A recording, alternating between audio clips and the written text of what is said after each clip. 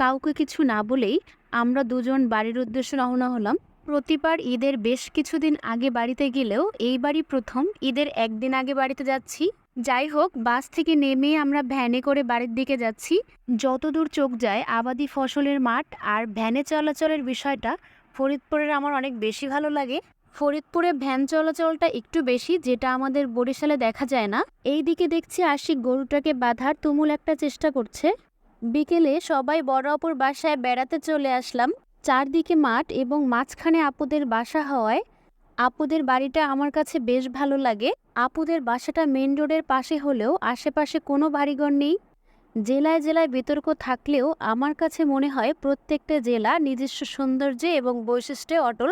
এই যেমন চোখ জোড়ানো পাট ক্ষেত, মাঠের মাঝখানে বড় বড় তাল গাছ, ভ্যানে চলাচল, এই বিষয়গুলো আসলেই অনেক সুন্দর। তাই আমার কাছে মনে হয় জেলার বৈশিষ্ট্য নিয়ে